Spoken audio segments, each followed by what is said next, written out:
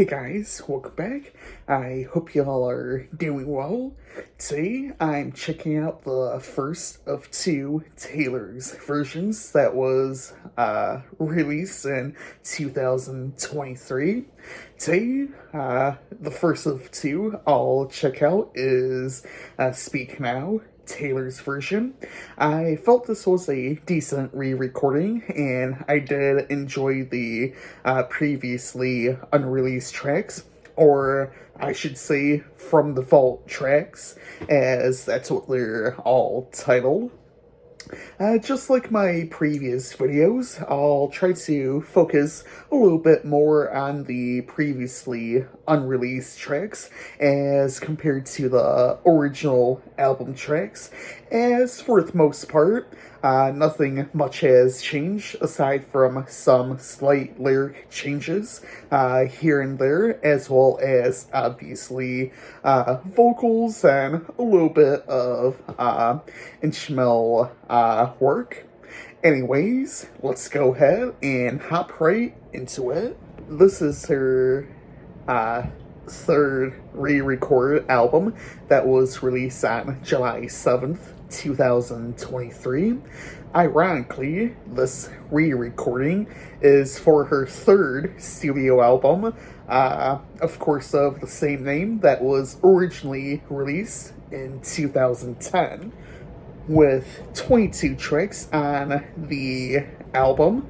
The album has a runtime of about 1 hour and 45 minutes. And this album, all tracks were written by Swift herself. As I said in my Speak Now review when I covered the original album, that she wanted to try and explore a little bit, and she went on and essentially wrote every single track for this. Fall Out Boy and Hayley Williams feature on two of the vault tracks, which both of those tracks they're featured on seem to be more influenced by rock. Speak Now is a loose concept album about unspoken confessions that document the volatile emotions of Swift's adolescence. And earlier in the video, I already mentioned some lyric changes. And since I brought that up, there are some lyric changes on Better Than Revenge, which got critics talking about the track, and it did come with some mixed opinions. Once, of course, those reviews came out. Now, let's go ahead and hop into some of the tracks.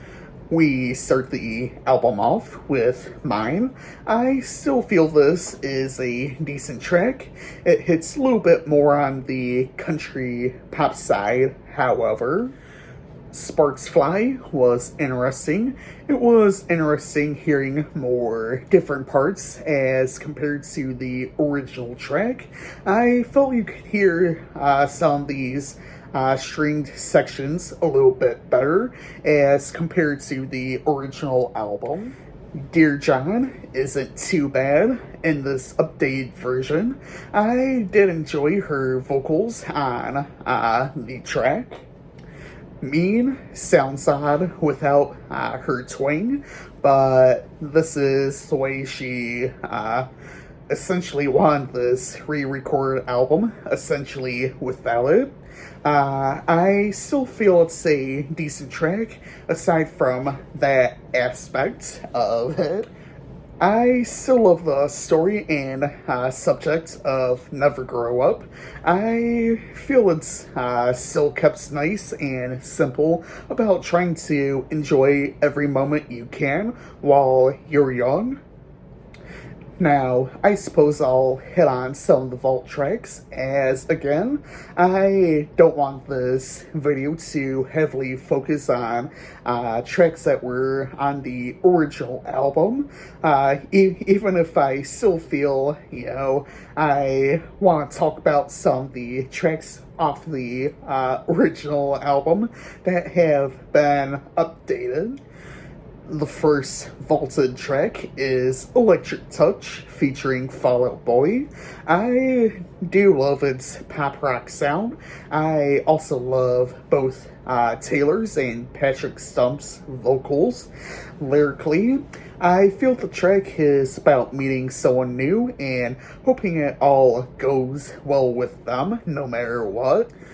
When Emma Falls in Love is a slower track.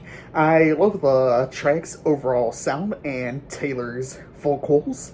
Lyrically, the track is about experiencing a friend fallen and out of love and their admiration for that friend.